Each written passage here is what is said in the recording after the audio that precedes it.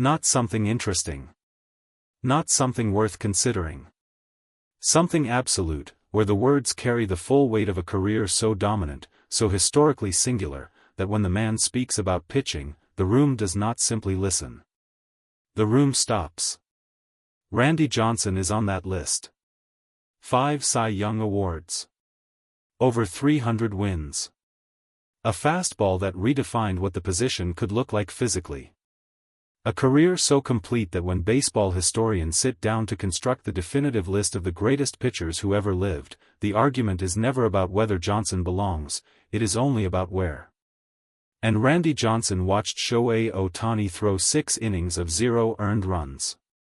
Then he sat down and explained, not briefly, not casually, not in the 3-sentence format that television demands, but thoroughly, technically, with the kind of granular detail that only comes from a man who has spent his entire life inside the mechanics of elite pitching, exactly what he saw. Exactly what Ohtani is doing. Exactly why it works. And exactly why, in Johnson's assessment, it is as close to perfect as the modern game has produced. At the same time, across a different microphone, David Ortiz, Big Papi, a man who spent his career on the other side of the confrontation, standing in the batter's box against the best pitchers alive, was doing something equally revealing. He was not talking about Ohtani's pitching. He was talking about the Dodgers. About why this team wins. About what is happening inside that clubhouse and on that field that goes beyond any individual performance, any single outing, any 6 innings of scoreless baseball. 2 legends. 2 completely different angles. And somehow, both conversations ended up in the same place. Shohei Ohtani. Before the analysis, before Johnson's breakdown and Ortiz's assessment, there was the performance itself. And it deserves to be described properly, not as a statistic, not as a headline, but as an event. Ohtani took the mound in the particular way he always does. Unhurried. Settled. With the body language of a man who has already had this conversation in his head 100 times before the first batter steps in. There is no visible searching in his demeanor on the mound. No adjustment period. No early innings where he is finding his stuff and hoping the defense keeps him afloat. From the first pitch, he was located. That word, located, means something specific in pitching. It does not simply mean throwing strikes. Any pitcher can throw strikes. Location means throwing the pitch you intended, to the spot you intended, at the moment the count and the situation demanded it. It means the space between decision and execution is so compressed that the hitter has no window to exploit the gap. Ohtani was located from the first inning to the 6th. His fastball found the bottom of the zone with the consistency of a pitcher who has spent years not just throwing the pitch but understanding precisely what the pitch does at every velocity, in every count, against every type of swing. His splitter, the weapon that opposing hitters have studied on video for years and still cannot solve in live at-bats, arrived at the plate looking like the fastball it was pretending to be, and then dropped out of the zone at a depth that made several hitters look genuinely surprised, despite knowing intellectually that this was coming. And through 6 innings, nobody scored. Not because the opposing lineup was passive. Not because the defense bailed him out repeatedly. But because every time a situation developed, a leadoff single, a hard-hit ball that found a gap, a hitter who had worked the count deep, Ohtani reached into the specific pitch that the moment required and delivered it. 6 innings. 0 earned runs. The kind of start that makes the people who cover baseball for a living reach for their historical reference points. Randy Johnson had watched the whole thing. And then he started talking. When Johnson breaks down a pitcher's mechanics, the analysis is not general. It is not the television-friendly version of pitching commentary that circles a release point on a graphic and moves on. Johnson speaks about pitching the way a master craftsman speaks about materials, with specificity, with authority, and with the quiet confidence of someone who has no need to simplify.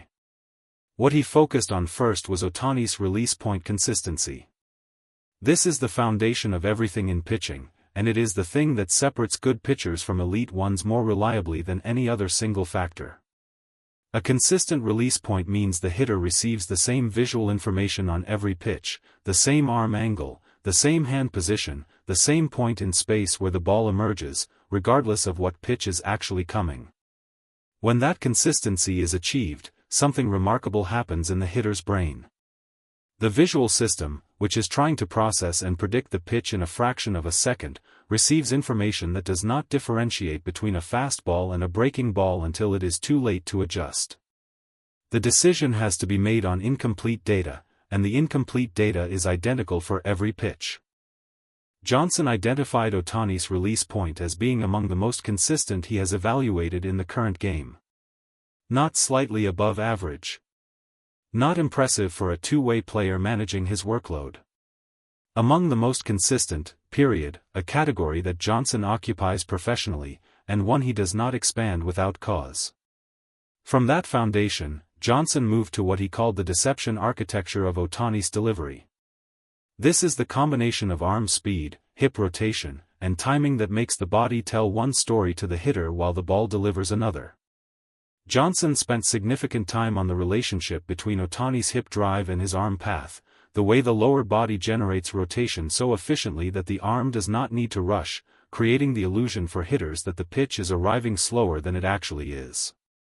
A fastball that looks slower than it is, thrown from a consistent release point, to a precise location, at the bottom of the strike zone. Johnson described this combination as the baseline problem.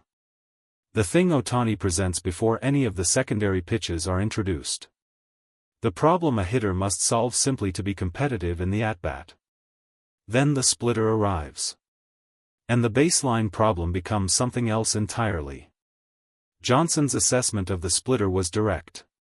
He said that the grip and the arm speed combination Ohtani achieves on the pitch creates a deception window, the period during which the hitter cannot distinguish the pitch from the fastball, that is longer than any active pitcher he has analyzed.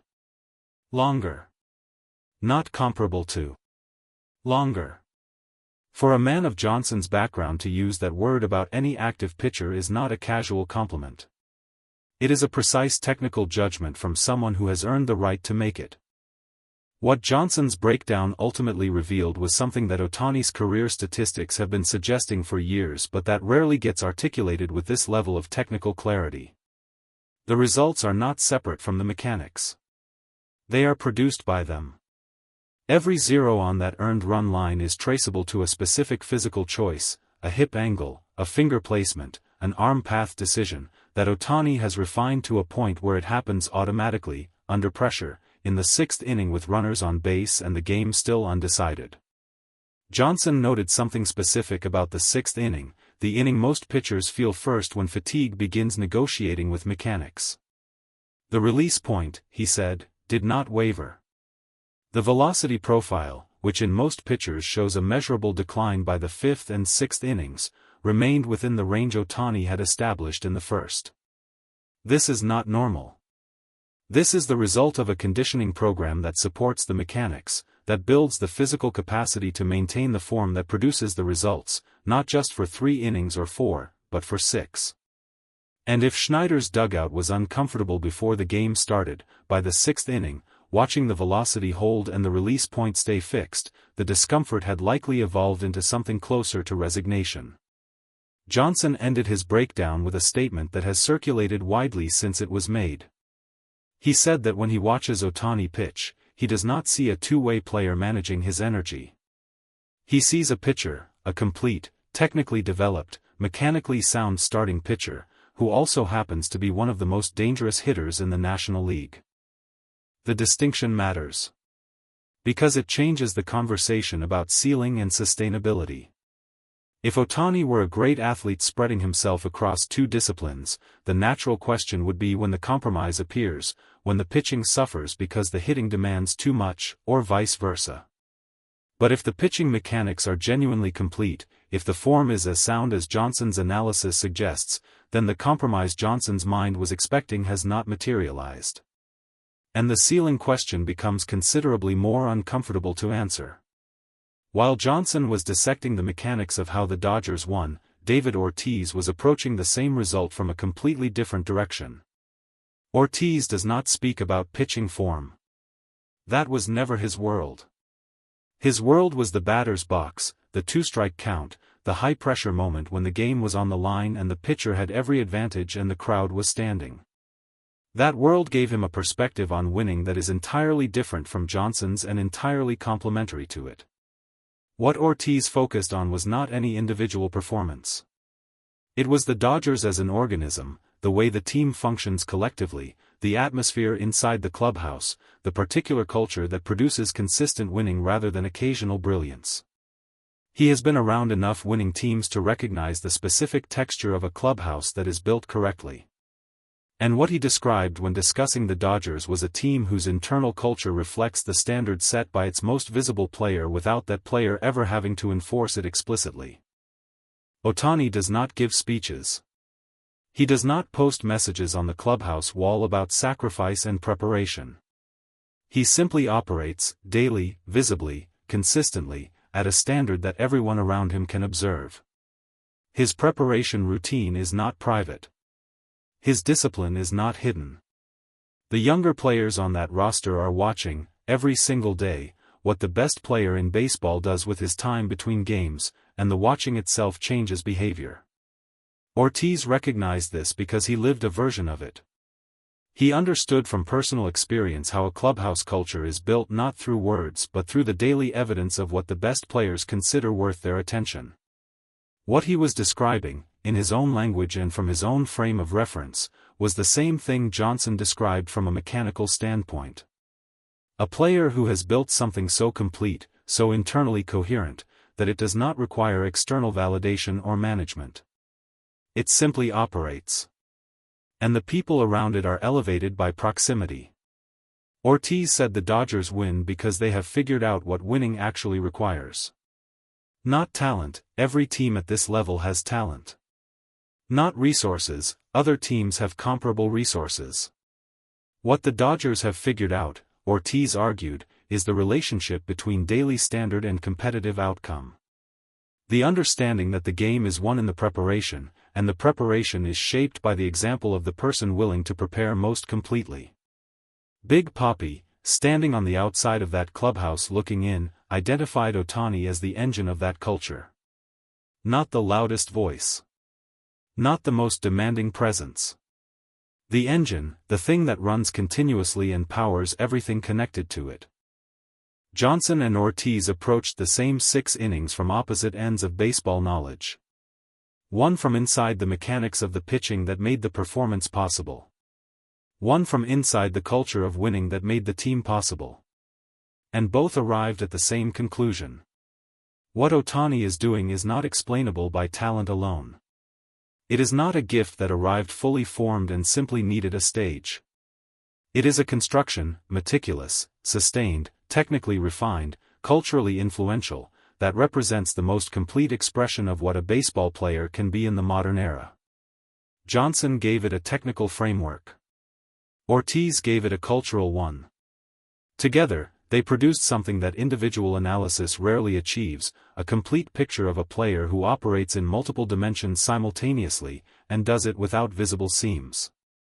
After 6 innings of 0 earned runs, after Johnson's breakdown and Ortiz's assessment, after every word that has been written and spoken about this particular performance, one question remains. What does the rest of the league do with this? The answer, if the pattern of this season holds, is the same thing they have been doing all along. They prepare. They study. They construct game plans and scouting reports and pitching strategies and lineup configurations designed to find the weakness that the data suggests exists. And then Ohtani takes the mound, or steps into the batter's box, and the gap between the game plan and the reality opens up again. Randy Johnson saw it in the mechanics. David Ortiz saw it in the culture.